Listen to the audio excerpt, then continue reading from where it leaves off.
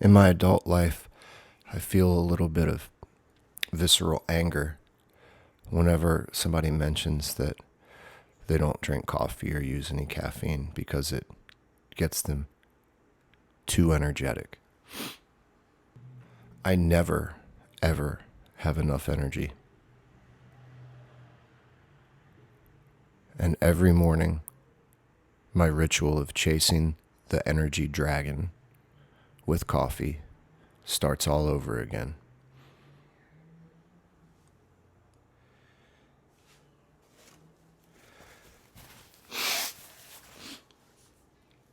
I'm not sure if it's that I work so hard and do so many things that my body is really at a deficit for energy. I don't know if it's the fact that I have had trouble sleeping for most of my life, and during my real maturation years as far as growing and physical development, I was chronically getting 4 to 5 hours of sleep. I was forced to. And maybe that had something to do with the way that the neurotransmitters that are responsible for energy in the human brain and body, if it affected them. I'm not sure if I've just used too much caffeine. I used to think maybe it was the weed, but I have had hundreds and hundreds of days, years, where there's no weed in my body or there's no weed in my body during the day when I'm drinking coffee. Years ago, I thought maybe it was my diet when I began learning about sugar metabolism and carbohydrates and realized that I had been eating a really high carbohydrate diet for my entire life. But I've spent a decade or more controlling carbohydrate intake, and I know it's not that. It's not lack of ketosis or anything like that either.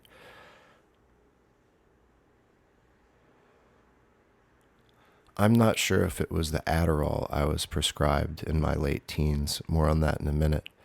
Because that was an amphetamine, and that was what real stimulation felt like. More than people for hundreds, if not thousands of years had never felt. The brain had never been activated like an amphetamine. So maybe being put on that ruined caffeine for me. I don't know. But I do know that I'm not alone.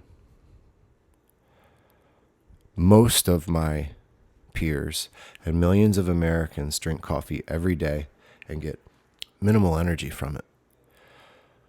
We're told, right? We're instructed, we're marketed to, that is our fault. That coffee works great, but if you become addicted, then it's just getting you back to baseline. And while objectively speaking, or from a textbook standpoint, there is definitely something to the body being less sensitive to a drug. Think about when you have 4 beers or you smoke a joint. You feel it. Think about if you're someone who takes Xanax or Adderall or ice cream. You know when you take these drugs. They still work. I'm inclined to believe that in real-world application, the reason that caffeine or coffee doesn't work very well for most people is because, one, our life is set up to the moment you wake up, you're just in a sprint. You're in a knockdown, drag-out race to get to the end of your day. It's just chaos. And that the energy that's asked of you is not energy that a human would naturally have. Humans grew up doing more manual labor than they did rapid critical thinking, answering a million emails. They would critically think about an obstacle or a project or a responsibility and put a lot of thought and intention into it,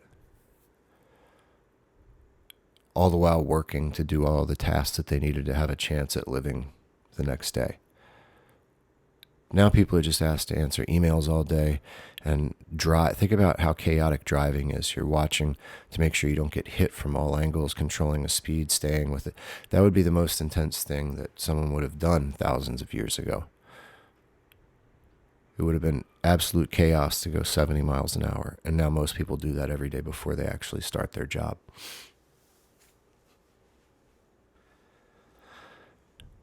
The other piece of the puzzle is that I don't think that natural sources of caffeine are really meant to be all that strong. Similar to what I have anecdotally heard about coca leaves. The stuff that cocaine is made out of. Cocaine is this one chemical extracted, kind of like if you're taking a no-dose.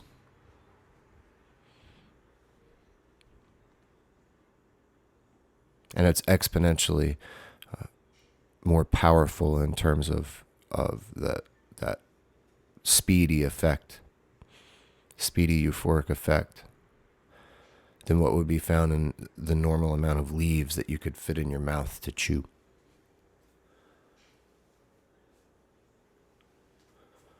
Most things other than psychedelics seem to be pretty mild in their original forms, and we learn how to concentrate things better and better and better and better.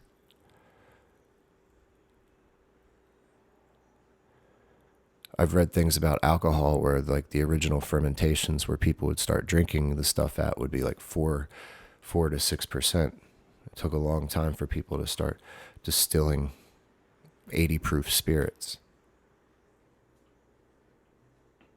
I also think that as humans, we're actually designed to thrive off of using milder substances or milder amounts of substances in ritualistic ways, doing things most every day.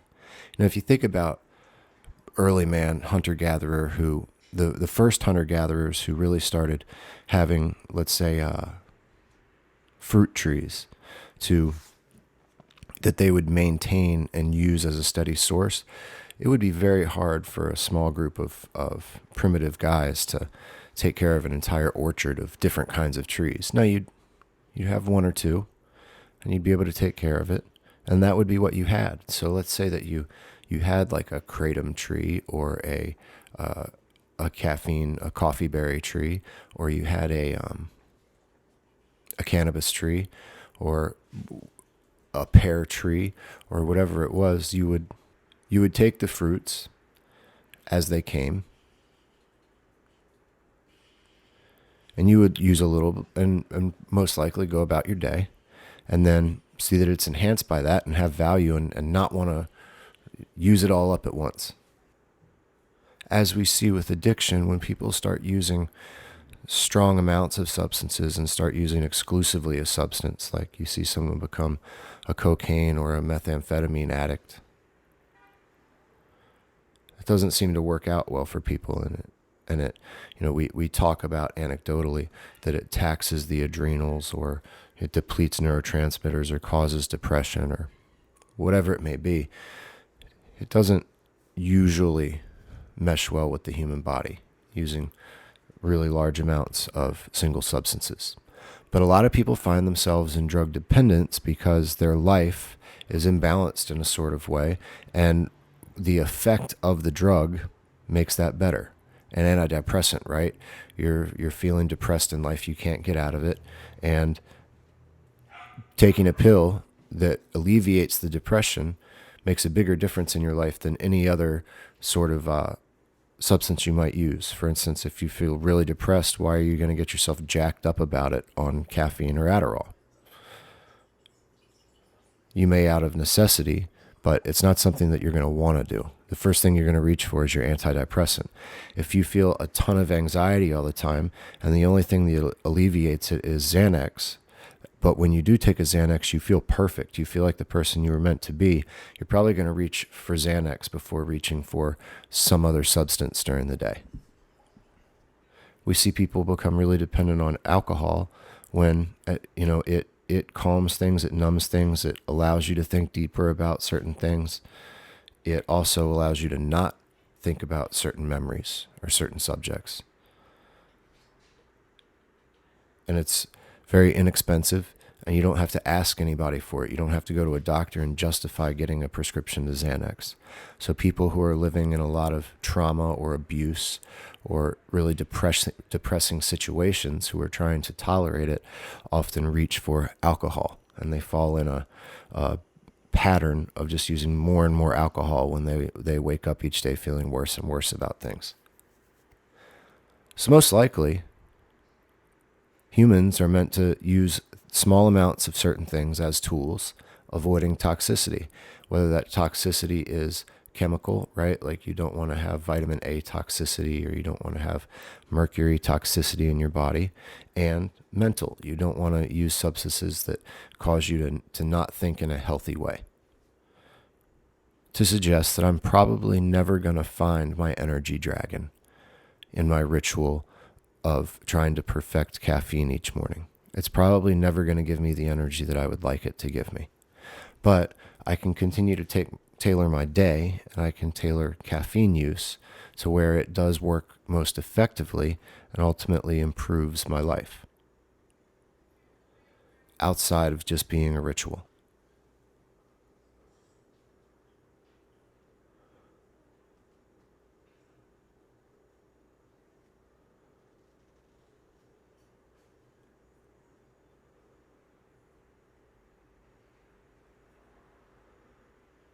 For different people, different scenarios with caffeine are going to be most ideal.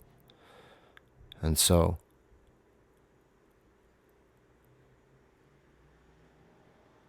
I want to talk about the different features of different substances that have, and so I want to talk about the different features of substances that have caffeine so that people can synthesize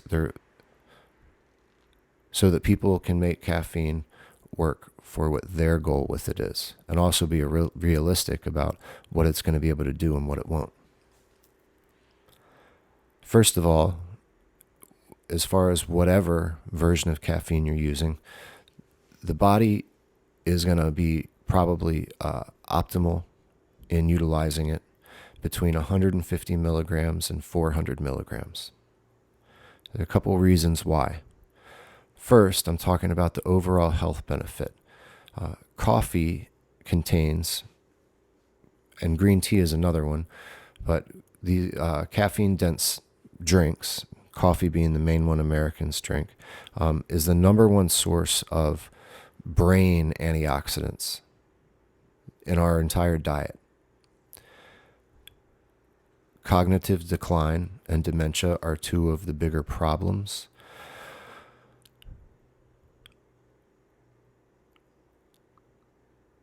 That modern Americans face in terms of aging and end of life, and that's because we live longer. And as the longer we live, the more chance there is for our brain to decline. And so we generally want to try to take things and have habits that'll allow our brain to last as long as our body, and vice versa. But statistically speaking, that's one of the bigger deals for otherwise healthy individuals in modern America, where we have things really good. So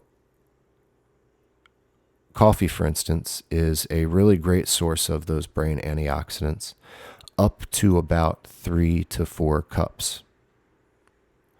And a cup of coffee has about 80 to 110 milligrams of caffeine. And so that equates to about 400 milligrams of caffeine, or 4 cups on the upper range of coffee. What that means is, after you've had that much of this antioxidant-rich beverage, the antioxidants, you have too many, and they're no longer effective, and they're competing for space, basically, and just hurting each other, fighting for it, rather than going to do its job in the brain. And you lose some of the effectiveness of those antioxidants in terms of their ability to help stave off disease.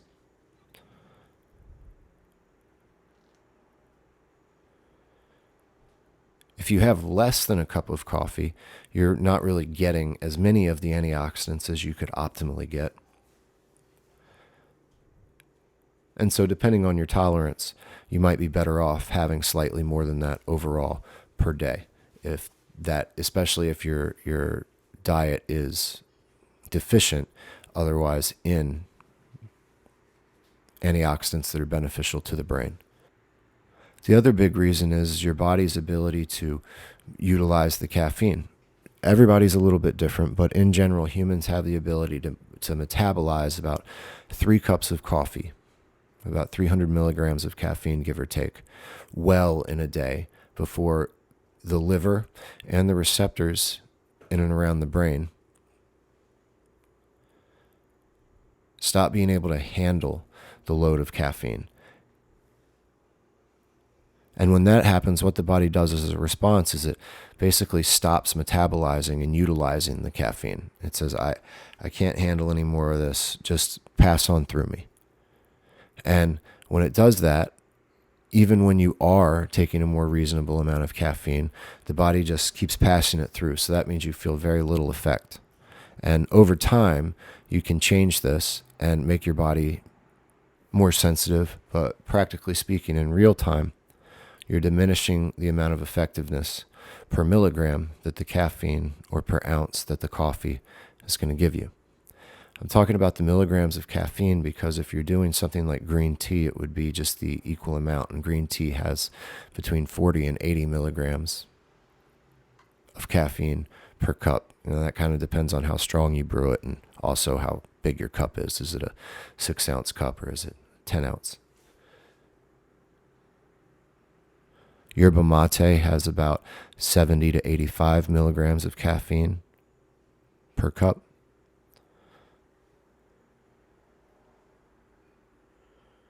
And obviously, all of the supplements out there vary in their caffeine contents, and they show it on the label.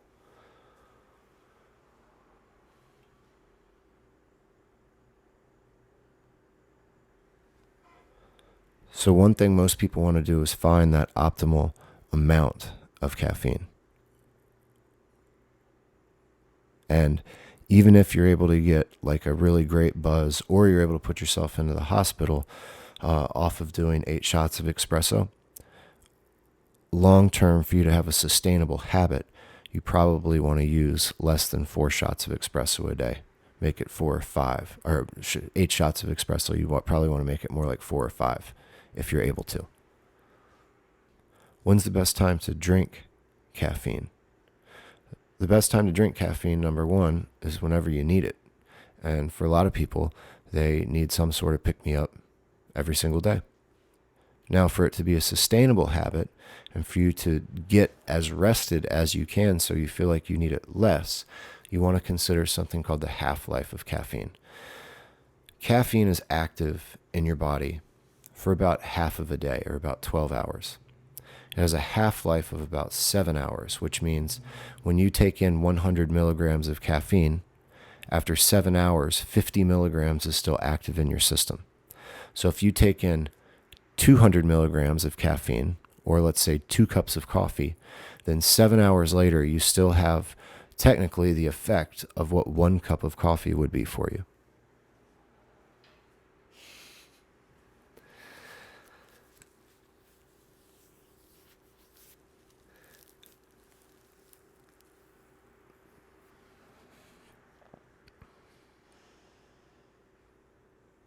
After about 12 hours, you have, give or take, 1/4 of that. So, of the original amount.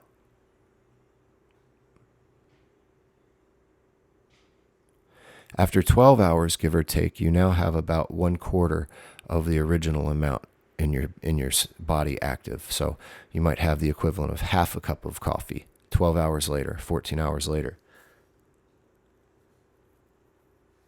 After you initially drank it.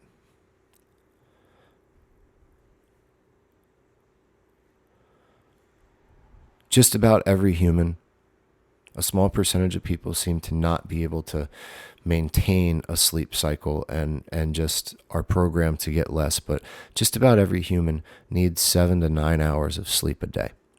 And so a mistake that happens quite often with people, and I do it all the time, and it's not a mistake. I know what I'm doing. I'm just gambling. But they'll drink coffee closer to bed than they really want to, and coffee inhibits their deep sleep, even if they fall asleep, having had a drink, having it active in their system. And when you inhibit your deep sleep, you inhibit your recovery, and you inhibit the amount of energy or the wakefulness that you feel when you get up. So even if you sleep for 7 hours, you might only get 4 hours worth of sleep. And normally people will just have a hard time getting to sleep and only sleep for, let's say, 5 to 6 hours when they're heavy caffeine drinkers. A lot of people take a pre-workout before they go to the gym after work. And if they take that pre-workout at 6 p.m., then it isn't going to be until 6 p.m. the next morning that they have a quarter of that pre-workout as far as the caffeine in their system. Caffeine experts generally agree that, for example, if you're drinking coffee, that you probably want to cut it off around noon, around 1 or 2. If you stay up till midnight, wake up at 7 a.m., then if you have your last cup at noon, and let's say you just have 1 cup, then you only have a quarter of 1 cup of coffee, which is a minuscule amount of caffeine in your system by midnight, by the time you're going to sleep. And then it takes a couple of hours to get into deep sleep. So at that point, the caffeine's pretty much gone. I'm somebody who has spent many years in the habit of having a cup or 2 in the morning, and then a cup or 2 in the afternoon, and then occasionally, in years where I've gone to the gym at night, another cup before going to the gym.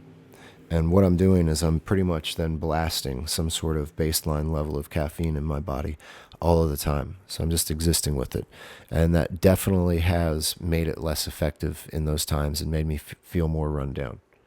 It's also diminished my recovery and my mood.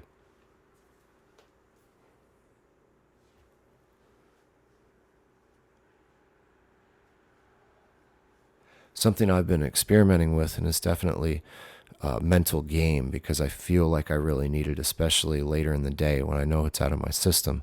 But I've been experimenting with having 2 to 3 cups of coffee or the equivalent each morning when I get up.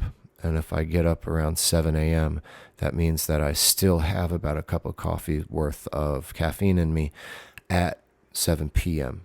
So that means that I should have some of the effects or benefits of the coffee and the caffeine in my system the entire workday, unless I'm working at night as well. But for a general, let's say 9 to 5, I would have a baseline level of caffeine. If, for instance, you have 2 cups of coffee in the morning and then at noon you have 1 more cup of coffee, then if you think about it, what you'd actually be doing is you'd be maintaining 2 cups of coffee worth of the stimulant in your body throughout the whole workday. And that might be something that you want to experiment with. You also might find that you really need it at night, and so you want to avoid it in the morning. Or, there's a lot of different scenarios that work best, but I'm just trying to give you an idea of how you can make best use of this stuff. Now, the next thing is pairing it with different foods and different substances. And the first thing I'll talk about is this amino acid called theanine, because it plays a major difference in different forms of caffeine when and why people use them. Yerba mate and green tea both have this amino acid in them. And what this amino acid does is, by itself, it's attributed with giving the human body the ability to have a good mood, and consequently, it can elevate mood in people who are deficient in the amino acid. Coupled with caffeine, what it does is it modulates the receptors of caffeine in the brain and basically makes caffeine molecules wait in line for a fewer number of receptors so that the body uses it more efficiently.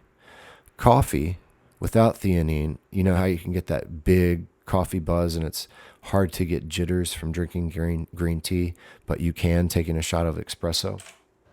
Well, that's because coffee doesn't have theanine in it. And so there's less modulation. And that might be something you want on purpose, right? You might want to blast yourself with caffeine to get the maximal effect for a minimal amount of time.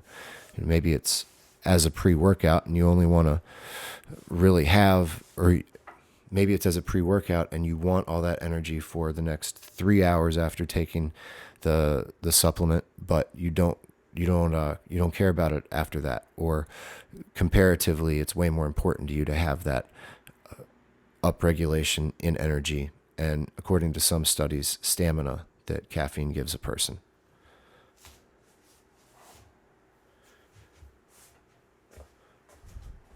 For everybody else, you can feel more balanced during the day having a caffeine source that contains theanine. And something I do, because I like coffee and I like the antioxidant properties that it brings along with it, is I use cocoa with my coffee in the morning. I actually have a dark chocolate collagen, or I take cocoa with collagen, and those two together have some benefits. But I use cocoa, which is chocolate, and chocolate is rich in theanine. That's one of the reasons why people really enjoy eating chocolate, and it seems to make them feel better. The cocoa also has other antioxidants, some of which are synergistic with boosting protection for my brain. But I like the coffee, but by drinking it along with cocoa that I've emulsified into it,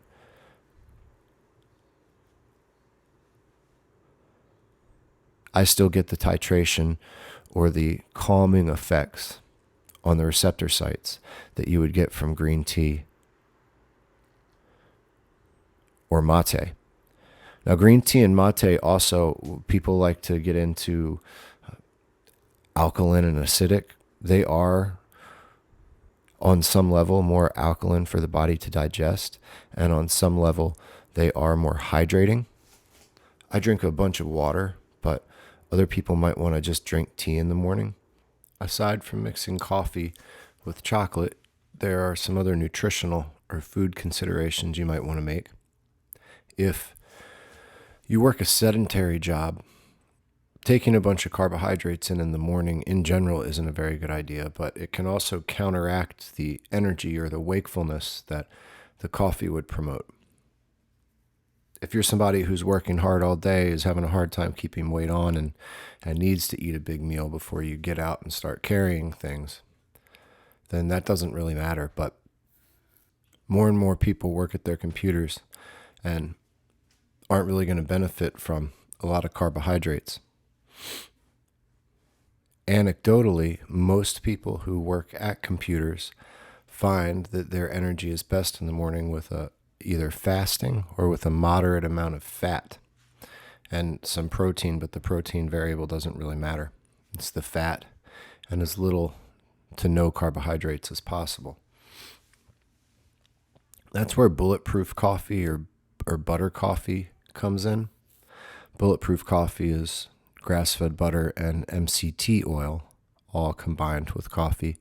And butter coffee is, like it says, coffee frothed with butter, which is a more nutrient-dense form of cream. Emulsifying the coffee in the butter or in the fat, because you can do the same thing with coconut oil, accentuates the time-released effect that I was just describing with the theanine. The saturated fat also in the butter and or the medium-chain triglycerides, which are saturated fats that make up 60% of the fat in coconut oil, are good at crossing the blood-brain barrier. And so the caffeine that's emulsified there will be more efficiently transported. And when we're talking about coffee, and like I said, green tea as well, but coffee to a greater degree, especially in respect to talking about this country, you have neuroprotective antioxidants that you want to try and get to the brain as well. And being emulsified in that saturated fat will help with that task. So from a caloric standpoint, just eating some eggs or an avocado or some sort of high-fat food will improve the experience for most people that don't want to use caffeine on an empty stomach. And actually blending a caffeine source like coffee into fat will further enhance the time release properties and the bioavailability of the neuroprotective antioxidants. Meaning you might not really feel a difference, but there may be a difference if you're using stuff for health purposes.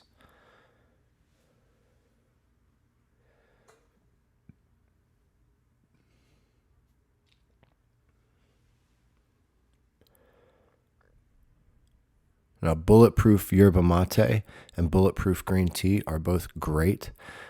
They're also really, really good with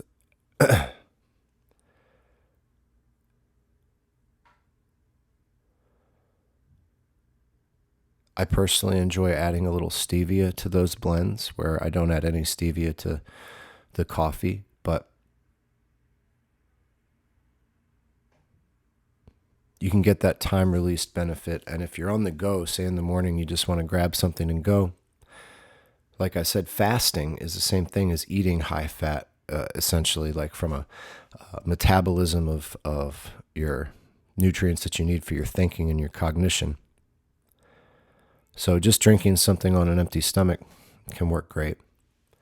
But if you're someone who needs some food in the morning, and most of us ultimately are, but you're in a hurry, then you could just get a frother and you could make your cup of coffee or you could make your tea, pour it into your thermos, add your fat source, froth, and now you've got a shake basically to take with you.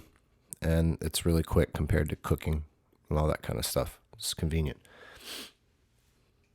When I lived in the city, a lot of people found that was handy, and they'd kind of sip on their bulletproof coffee up until maybe from 8 a.m. to 10 a.m. It would stay warm in a mug, and then around 1 o'clock they'd go, or noon or 1 o'clock they'd go and have their first real meal. Sometimes I'd have them make a 2 or 3 cup bulletproof coffee as far as how much coffee, and so you'd also add quite a bit of fat, so on and so forth. So it really was filling. It wasn't just like your normal shake that's got 100 calories. It might have 400 calories in it.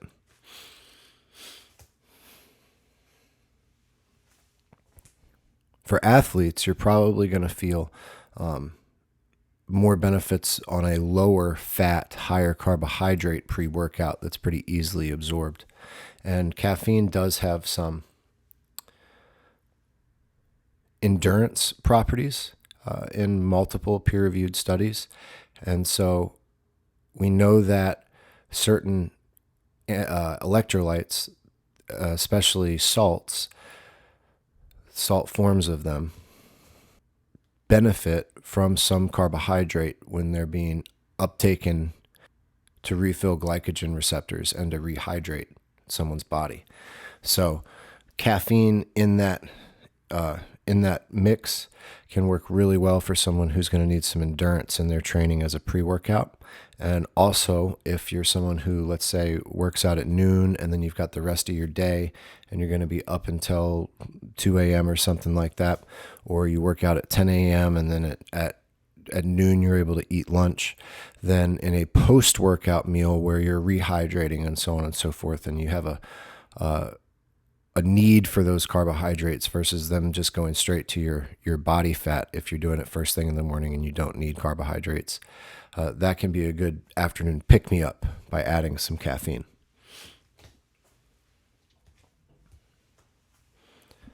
Most people who drink a lot of coffee are probably going to drink a lot of coffee. So I would say to them, try and keep your caffeine consumption for sure under 6 cups and somewhere between 3 and 5. Maybe try and get it down to a double at lunch and a double in the morning, or a double in the morning and another double in the late morning. Try not to have that last double if you can help it. Or if you need it at night or you're a night worker, maybe skip the caffeine first thing in the morning if you can help it. It will probably be rough for a few weeks, but remember that's because Your body's trying to adjust into getting deep sleep, but once you're getting there, you should actually feel better, and some of those first thing in the morning caffeine cravings should go away. Garlic, of all things, can help your body stay sensitive to caffeine. And if you've been using a whole lot of caffeine for a few days, can help your body recover from that. Remember, garlic is something that, especially raw garlic, should be treated more like a medicine than a supplement. You don't want to be taking it every day, and so don't try to take massive amounts of garlic in an effort to drink massive amounts of caffeine. Try and keep it balanced, but garlic is something that you can kind of add to your routine, even if you just drink a cup a day, to help your body, especially your liver, deal with any sort of toxic effects that a really helpful drug can have. As far as energy drinks, I like them. I gave them up quite a while ago, a couple of years ago, because I wanted my caffeine use to be sustainable, and I feel like energy drinks definitely get you going. But because that caffeine is not bound to any other oils or water-soluble chemicals, like when they're in your food, they're in your coffee, they're in the green tea, it's just a part of the green tea. Instead, like a pre-workout, your traditional pre-workout is going to have isolated caffeine, like caffeine anhydrous, and they're just going to add that right into the powder. So it's like taking nitrous in your car. You're just forcing a lot of fuel in there.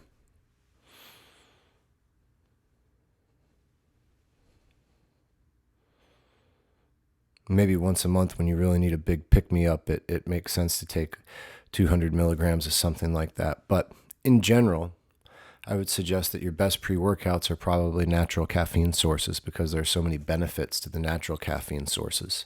And like a lot of pre-workouts are caffeine, creatine, betaine, and beta-alanine. You can get a big bag of beta-alanine for $10. You can get a big bag of coffee for $10. You can get a big bag of creatine for $10, and it'll make the same as like 5 bottles of or jars of pre-workout. So it's cheaper to do that, and it tends to be healthier. In my experience, and anecdotally from people that I've worked with over the years, it seems like also sticking with natural sources allows your body to react better to caffeine. You seem to get a little bit more out of it than taking caffeine anhydrous. However, people who don't use caffeine at all, when they have an energy drink, like let's say once every 2 weeks, because they're really running down for a day, it'll be like Adderall. Like they'll be going all day, and it'll be really, really effective. And they can actually drink like half of the energy drink in the beginning of the day, and then the other at noon. It works great. So in a pinch, maybe reach for that energy drink versus a coffee.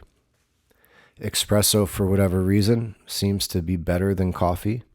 I have several friends who swear by espresso. I like espresso beans, but I don't have a traditional espresso maker. I do have a... Hey, Jenna? Yeah? Never mind, I remember what it's called. I do have an AeroPress, which is kind of like the coffee itself. When you make it as close to espresso as you can, it's kind of like a hybrid between regular coffee and espresso, more like an Americano. I feel like that is a little bit better than coffee as far as energy, but like I said, some people I know really swear by espresso. So there's that. I know other people who swear by Yerba Mate, and I got really deep down the Yerba Mate hole about 5 or 6 years ago, learning about it from Tim Ferriss, and that was part of his morning ritual for a number of years. He'd make a big pot of mate before he would write. And mate has been used by indigenous South American peoples for a long, long time, and it seems to make people happy when they drink it. Whereas you drink coffee and like say the way I had a friend describe it one day is, if I drink coffee and I'm tired and I'm stressed out, when I drink the coffee, I won't be as tired, but I'll still be stressed out. And when I drink the mate, if I'm tired and stressed out, I'll be less tired, and I'll also be like less pissed off. I'll be like more positive when I show up to train, that kind of thing. Mate also has some other amino acids, and it doesn't get the same credit as green tea, which has ECGC, which is something that supposedly really promotes heart health and brain health. But nutritionally, I think that mate and green tea are pretty neck and neck. Mate has more amino acids, a better profile with that, a lot of antioxidant action. Green tea has a lot of antioxidants and has that very unique molecule, the ECGC. They both have theanine, where your coffee does not. And like I said, you can buy the individual amino acid, and you can also use chocolate or cocoa as a source to add to coffee. Once emulsified, however, most caffeine is pretty much, once bonded to a matrix of a given chemical structure, like caffeine in green tea or caffeine in coffee, caffeine is kind of caffeine. The only difference I would say is anhydrous caffeine is not the same thing as caffeine bonded to other molecules in a food.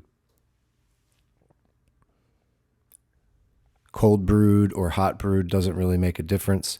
A lot of times what you're seeing is cold brew will have more caffeine in it per ounce than a similarly made or similar volume of hot coffee.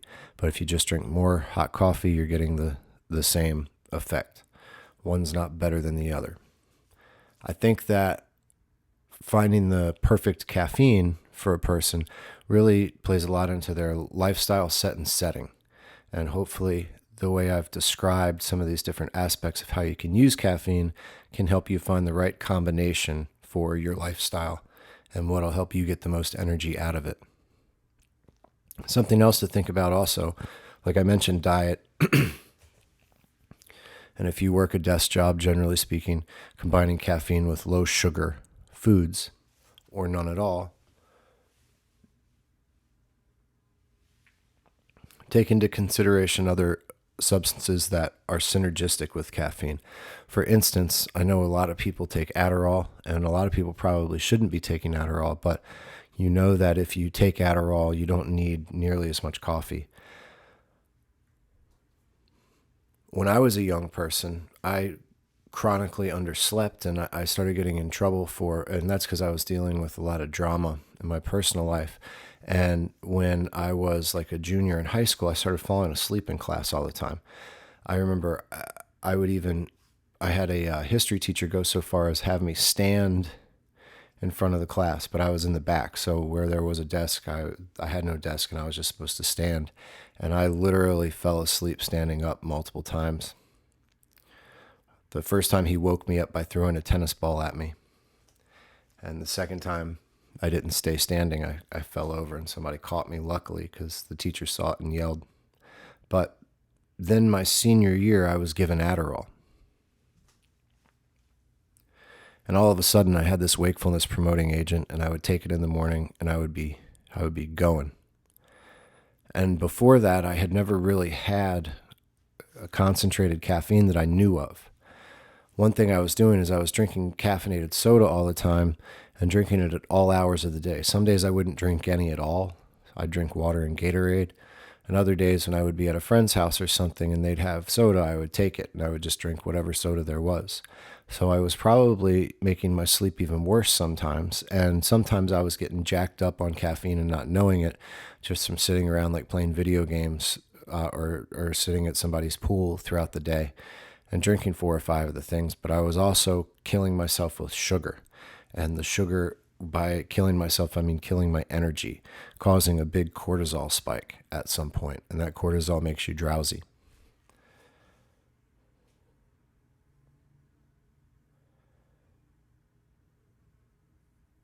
I had one brief experience with drinking coffee, and that was during half of one summer when I found myself renting beach bikes on the beach in Virginia. And I would have to start at like 7 a.m. when I would get on the road, I'd usually be running late, and I didn't really have much time to make myself breakfast, and I wasn't familiar with the fact that McDonald's served breakfast. I guess they did back then. I'm sure they did. They were probably open at 6 a.m. I can't really remember, but anyway, I didn't know that that was something that was available. And I would stop at the 7-Eleven on the way out of my neighborhood, and I would get a big coffee, and I would add, depending on the day, I might add a bunch, like 2 or 3 hazelnut sweeteners, and other days I would add French vanilla, but I would just make the thing a big sugar bomb. But it would get me going in the morning, and then I would basically end up taking a nap by the late morning and getting woken up by people who wanted to rent bikes half of the time.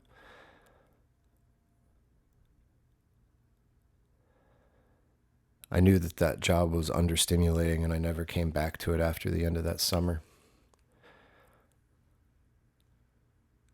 But other than that, I never correlated caffeine with energy. And then I found out that if you took these wakefulness promoting agents, because I was taking Adderall, all of a sudden you could concentrate more, even on something you really hated and didn't want to concentrate on. And I took Adderall for a couple of years, and then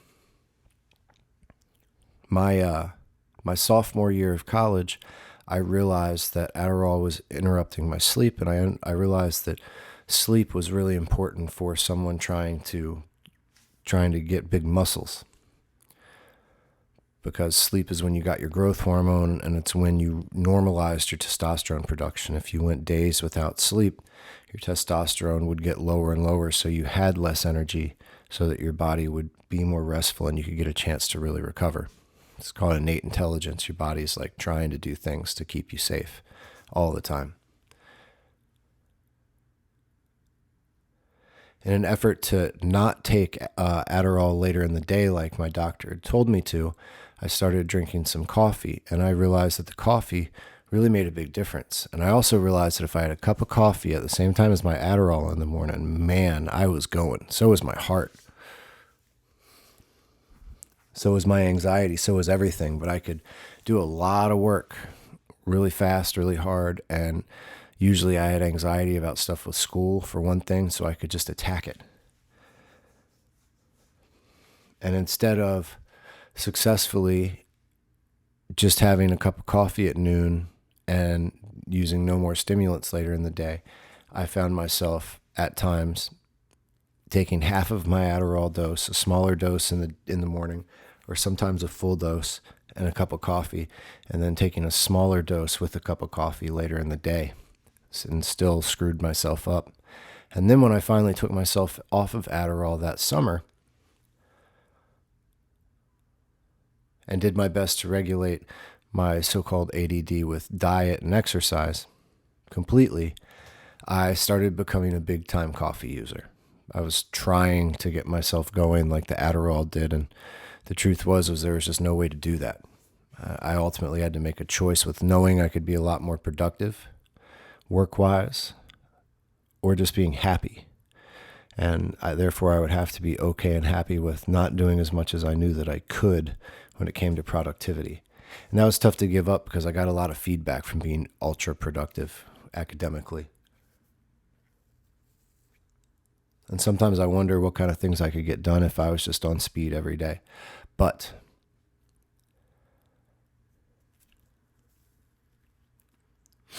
I believe that distracts me from what naturally makes me happy and what I really want to do.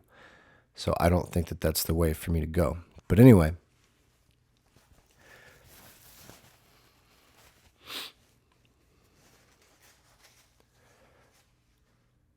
you might find that certain combinations of foods or certain combinations of other supplements, something like an ashwagandha or a ginseng or a B vitamin, all different kinds of things, certain medication you might be given, certain supplement that you come across.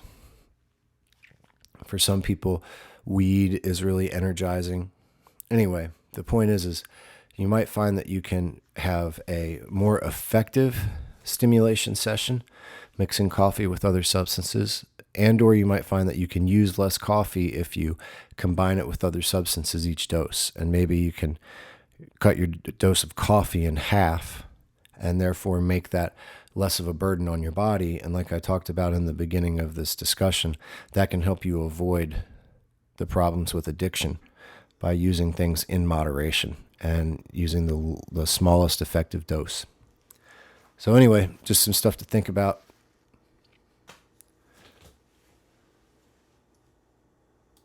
Thank you for listening to the Patrick Ely Podcast. It's for entertainment purposes only, and you can find more in the show notes and on my Instagram profile at PBCN.